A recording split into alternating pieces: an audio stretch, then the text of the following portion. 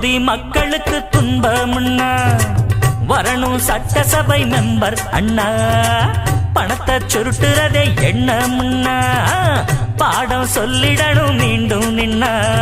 MLA நம்மால வந்த பதவி என்றாலும் யாருக்கு என்ன உதவி? எல்லாத்துக்கும்